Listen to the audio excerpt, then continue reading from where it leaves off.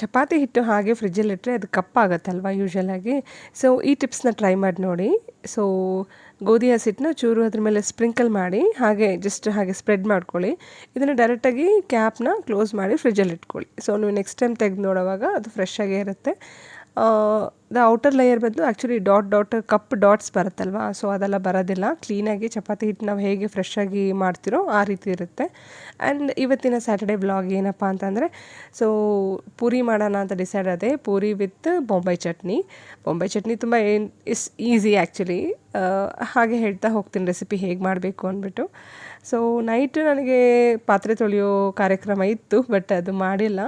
So next day morning ನನಗೆ kitchen ಕ್ಲೀನಾಗಿದ್ರೇ ಅಡುಗೆ ಮಾಡೋಕ್ಕೆ ಇಂಟ್ರೆಸ್ಟ್ ಬರುತ್ತೆ. ಅದಕ್ಕೋಸ್ಕರ ಫಸ್ಟು ಪಾತ್ರೆ ಎಲ್ಲ ತೊಳೆದು ಕೌಂಟರ್ ಟಾಪ್ ಎಲ್ಲ ಕ್ಲೀನ್ ಮಾಡಿಕೊಂಡು ಆನಂತರ ಬ್ರೇಕ್ಫಾಸ್ಟ್ ಮಾಡೋಣ ಅಂತ ಡಿಸೈಡ್ ಆಗಿದ್ರಿ. ಆ್ಯಂಡ್ ಇನ್ಫ್ಯಾಕ್ಟ್ ನನ್ನ ಮಕ್ಕಳು ಇನ್ನೂ ಎದ್ದಿಲ್ಲ ಆ ಟೈಮಲ್ಲಿ. ಸೊ ಅದಕ್ಕೋಸ್ಕರ ಹಾಗೆ ವಿಡಿಯೋ ಶೂಟ್ ಮಾಡ್ತಾ ವಿಡಿಯೋ ಸ್ಟಾರ್ಟ್ ಮಾಡಿದ್ದೀನಿ. ಸೊ ಯಾರಿಗೆಲ್ಲ ಅಭ್ಯಾಸ ಇದೆ ಬೆಳಗ್ಗೆ ಎದ್ದರೆ ಕಿಚನ್ ಕ್ಲೀನಾಗಿದ್ರೇ ಅಡುಗೆ ಮಾಡೋ ಅಭ್ಯಾಸ, ಸೊ ಬೇಸಿಕ್ಕಾಗಿ ನನಗದಿದೆ. ಸೊ ಯೂಶ್ವಲಾಗಿ ನೈಟ್ ಟೈಮ್ಸೇ ಆಲ್ಮೋಸ್ಟ್ ಎಲ್ಲ ಕ್ಲೀನ್ ಮಾಡಿ ಮಲ್ಕೊತೀನಿ. ಸಪೋಸ್ ಏನಾದರೂ ಹುಷಾರಿಲ್ಲ, ಬೇರೆ ಏನಾದರೂ ಕೆಲಸ ಇದೆ, ಸೊ ಮೂಡ್ ಚೆನ್ನಾಗಿಲ್ಲ ಅಂತಂದರೆ ಆ ಟೈಮಲ್ಲಿ ಸ್ಕಿಪ್ ಮಾಡಿ ನೆಕ್ಸ್ಟ್ ಡೇ ಅಫ್ಕೋರ್ಸ್ ನಾನು ನೆಕ್ಸ್ಟ್ ಡೇ ಫಸ್ಟ್ ಅದೇ ಕೆಲಸ ಮಾಡಿ ಆನಂತರ ಬ್ರೇಕ್ಫಾಸ್ಟ್ ಸ್ಟಾರ್ಟ್ ಮಾಡ್ತೀನಿ. ಸಮ್ಟೈಮ್ಸ್ ಬ್ರೇಕ್ಫಾಸ್ಟ್ ಲೇಟ್ ಆದರೂ ಕೂಡ ಪರವಾಗಿಲ್ಲ, ನನಗೆ ಕೌಂಟರ್ ಕ್ಲೀನಾಗಿರಬೇಕು. ನನಗೇನಾಗ್ತಿದೆ ಅಂತಂದರೆ ನೈಟ್ ಟೈಮ್ಸ್ ಯೂಶ್ವಲಾಗಿ ಕೆಮ್ಮು ತುಂಬ ಜಾಸ್ತಿ ಆಗ್ತಿದೆ. ಸೊ ಮಲ್ಕೊಂಡ್ರೆ ಸಾಕು ಬ್ಯಾಕ್ ಟು ಬ್ಯಾಕ್ ಕಂಟಿನ್ಯೂಯಸ್ ಆಗಿ ಕೆಮ್ಮು ಬರೋದು, ಮತ್ತು ನನಗೆ ನಿದ್ದೆ ಕಂಪ್ಲೀಟ್ ಆಗ್ತಿಲ್ಲ. ಸೊ ನನಗೆ ನನ್ನ ಫ್ರೆಂಡ್ಸ್ ಸಜೆಸ್ಟ್ ಮಾಡಿದ್ರು, ದೊಡ್ಡ ಪತ್ರೆ ಎಲೆನ ಸ್ವಲ್ಪ ಉಪ್ಪಾಕಿ ಒಂದು ಮೆಣಸು ಹಾಕಿ ತಿಂದು ರಸ ತಗೊಳ್ಳಿ, ಅದು ನಿಮಗೆ ಕಂಫರ್ಟ್ ಆಗುತ್ತೆ ಅಂತ. ಬಟ್ ಟ್ಯಾಬ್ಲೆಟ್ಸ್ ತೊಗೊತಾ ಇದ್ದೀನಿ, ಬಟ್ ನನಗೆ ಅದೇನು ವರ್ಕೇ ಆಗಿಲ್ಲ, ಝೀರೋ ಆ್ಯಕ್ಚುಲಿ ಹೇಳಬೇಕಂತಂದರೆ. ಸೊ ಓಕೆ ಫೈನ್, ಟ್ರೈ ಮಾಡೋಣ ಅಂದ್ಬಿಟ್ಟು ನೈಟ್ ಮಲಗಿ ಒಂದು 12:30 ಹಾಗಾಯಿತು. ಆವಾಗ ತುಂಬ ಕೆಮ್ಮು ಸ್ಟಾರ್ಟ್ ಆಯಿತು. ಯೂಶ್ವಲಾಗಿ ನಮ್ಮ ಬಾಲ್ಕನಿಯಲ್ಲಿ ಒಂದು ಪ್ಲ್ಯಾಂಟ್ ಇದೆ, ಸೊ ದೊಡ್ಡ ಪತ್ರೆನೇ.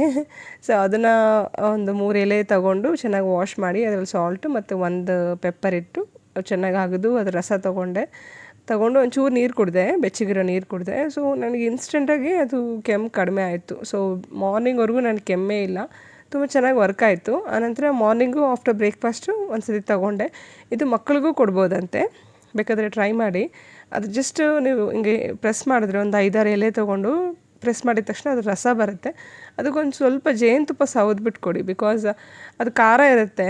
ಸೊ ದೊಡ್ಡವರು ಹಾಗೆ ತೊಗೋಬೋದು. ಸೊ ಖಾರ ಇರುತ್ತೆ, ಹಾಗೆ ಕೊಟ್ಟರೆ ಮಕ್ಕಳಿಗೆ ಥ್ರೋಟ್ ಇನ್ಫೆಕ್ಷನ್ ಆಗಿರ್ಬೋದು, ಮತ್ತು ಕಂಟಿನ್ಯೂಸ್ ಕಾಫ್ ಇರುತ್ತಲ್ವ, ಅದು ಹೇಗಿಡೋದು ಅಂತ ಮಿರಾಕಲ್ ಹೇಳ್ಬೋದು. ಬೇಗ ಟಕ್ ಅಂತ ನಿಲ್ಲುತ್ತೆ, ತುಂಬ ಚೆನ್ನಾಗಿ ವರ್ಕ್ ಆಗುತ್ತೆ. ನೀವು ಟ್ರೈ ಮಾಡಿ ನೋಡಿ ಇನ್ ಕೇಸ್ ಯಾರಿಗಾದರೂ ಕಾಫ್ ಇದೆ ಅಂತಂದರೆ. ಸೊ ಇವತ್ತು ಸ್ಯಾಟರ್ಡೇ, ಸೊ ನಾವು ಎದ್ದಿದ್ದೇ ಲೇಟ್ ಆಯಿತು. ಎಲ್ಲರೂ ಆಲ್ಮೋಸ್ಟ್ 8:30 9 o'clock ಆಯಿತು. ಆದರೆ ತುಂಬ ಬೇಗ ನಮ್ಮ ಹಸ್ಬೆಂಡು ಎದ್ದು ಚೂರು ಸಣ್ಣ ಪುಟ್ಟ ಕೆಲಸ ಮಾಡ್ಕೊತಾರೆ. ಬಟ್ ಇವತ್ತು ಅವರು ಎದ್ದು ಆರಾಮಾಗಿ ಟಿ ವಿ ನೋಡ್ತಿದ್ರು ಕೂತ್ಕೊಂಡು. ಸೊ ನಾನು ಎದ್ದೊಳ್ಳೋ ಟೈಮಲ್ಲಿ ನನ್ನ ಮಕ್ಕಳು ಇಬ್ಬರು ಸ್ಟಾರ್ಟ್ ಮಾಡಿದರು, ಅವರು ಎದ್ದರು.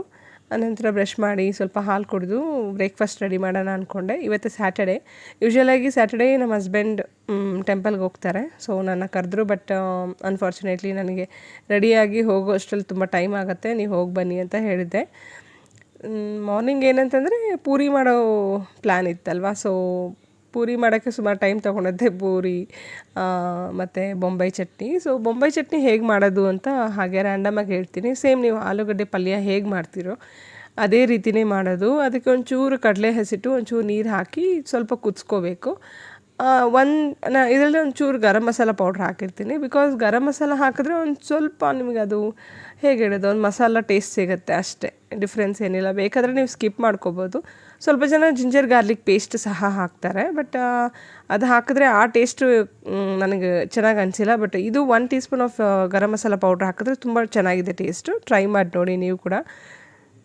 ಸೊ ರೋಟೀನಾಗಿ ಸ್ಯಾಟರ್ಡೇಸ್ ಆ್ಯಂಡ್ ಸಂಡೇಸ್ ಸ್ವಲ್ಪ ಅಂದರೆ ನಾನು ನೆಗ್ಲೆಕ್ಟಾಗಿ ಎದ್ದೊಳ್ತೀನಿ ಬೆಳಗ್ಗೆ ಹೊತ್ತು, ಬಿಕಾಸ್ ಸ್ವಲ್ಪ ರೆಸ್ಟ್ ಬೇಕು ಅನಿಸುತ್ತೆ. ಸೊ ವೀಕ್ ಡೇಸಲ್ಲಿ ಯೂಶ್ವಲಾಗಿ ಬೇಗ ಎದ್ದು ನಾನು ಕೆಲಸ ಮಾಡ್ಕೊತೀನಿ. ವೀಕೆಂಡ್ಸಲ್ಲಿ ಸ್ವಲ್ಪ ಲೇಸಿ ಆಗಿಬಿಡ್ತೀನಿ ಕೆಲಸ ಮಾಡೋಕ್ಕೆ. ಆ್ಯಂಡ್ ಇನ್ಫ್ಯಾಕ್ಟ್ ಬ್ರೇಕ್ಫಾಸ್ಟು ಲೇಟ್ ಆಗುತ್ತೆ, ಲಂಚ್ ಲೇಟ್ ಆಗುತ್ತೆ, ಡಿನ್ನರು ಲೇಟ್ ಆಗುತ್ತೆ.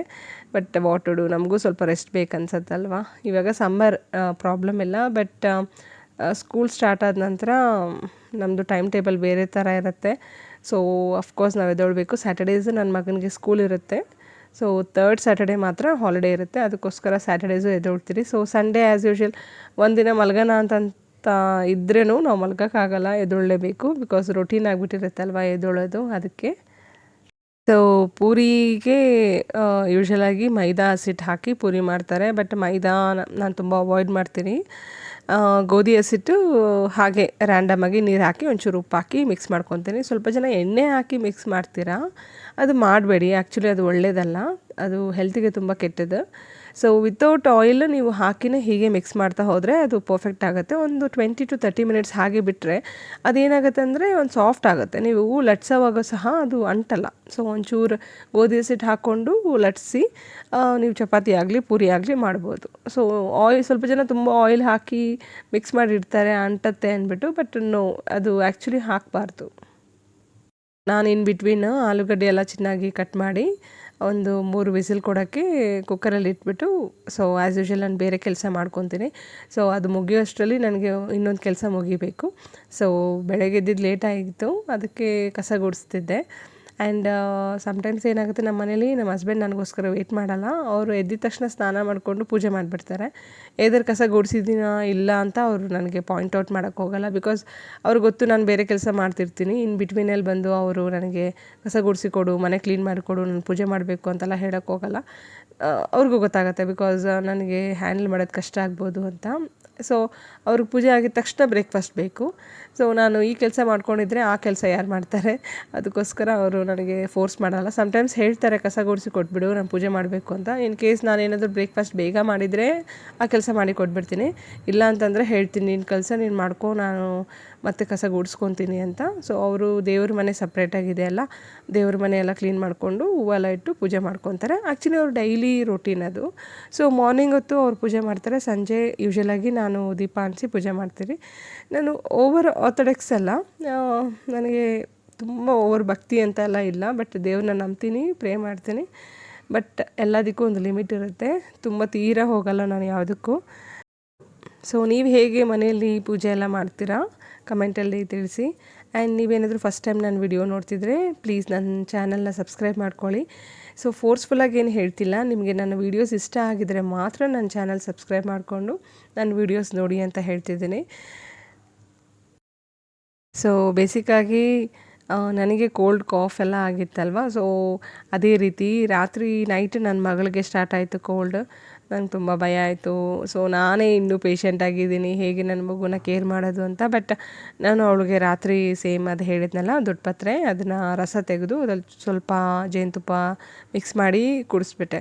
ಅವಳಿಗೆ ಮ್ಯಾಕ್ಸಿಮಮ್ ಕಂಟ್ರೋಲ್ ಆಗಾಯಿತು. ಬೆಳಗ್ಗೆ ಏನೂ ಕೆಮ್ಮಿಲ್ಲ, ಅವಳು ಚೂರು ಕೋಲ್ಡ್ ಇತ್ತು, ಬಟ್ ಕೋಲ್ಡಿಗೆ ಸಿರಪ್ ಹಾಕಿಬಿಟ್ಟೆ.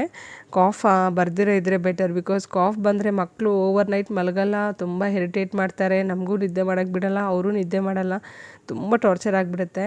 ಅದಕ್ಕೋಸ್ಕರ ಆ್ಯಂಡ್ ಸೊ ಇದು ಬೊಂಬೈ ಚಟ್ನಿ ಮಾಡ್ತಾಯಿದ್ದೀನಿ. ಸೊ ನೀವು ಆಲೂಗಡ್ಡೆ ಪಲ್ಯ ಮಾಡ್ತೀರೋ ಅದೇ ರೀತಿಯೇ, ಏನು ಚೇಂಜಸ್ ಇರೋಲ್ಲ.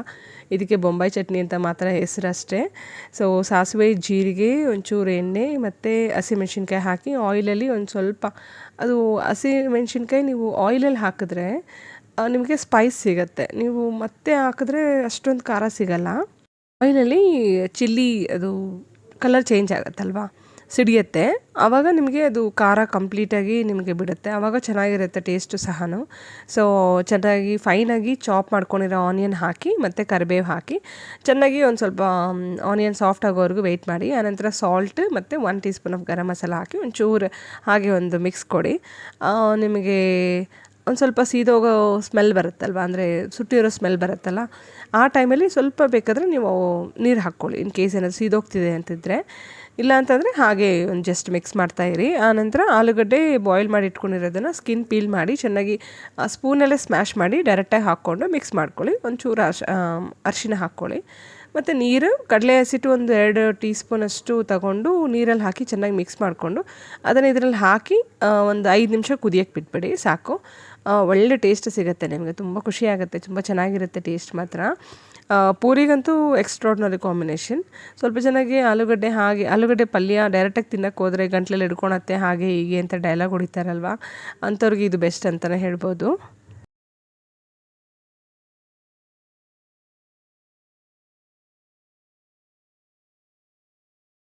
So that's it for today's video guys. So ಇವತ್ತಿನ ವಿಡಿಯೋ ಇಷ್ಟೇ. ಸೊ ಮತ್ತೊಂದು ಇಂಟ್ರೆಸ್ಟಿಂಗ್ ವಿಡಿಯೋದಲ್ಲಿ ನಾನು ನಿಮ್ಮನ್ನ ಮೀಟ್ ಆಗ್ತೀನಿ ಅಂತ ಹೇಳ್ತಾ take care, bye. And one more thing, please subscribe ಮಾಡ್ಕೊಳ್ಳಿ ನನ್ನ ಚಾನಲ್. ಈ ವಿಡಿಯೋ ಇಷ್ಟ ಆಗಿದರೆ ಮಾತ್ರ ಸಬ್ಸ್ಕ್ರೈಬ್ ಮಾಡ್ಕೊಳ್ಳಿ ಅಂತ ಹೇಳ್ತಾ ಈ ವಿಡಿಯೋ ಮುಗಿಸ್ತಾ ಇದ್ದೀನಿ. ಅಲ್ಲಿವರೆಗೂ ಟೇಕ್ ಕೇರ್, ಬಾಯ್.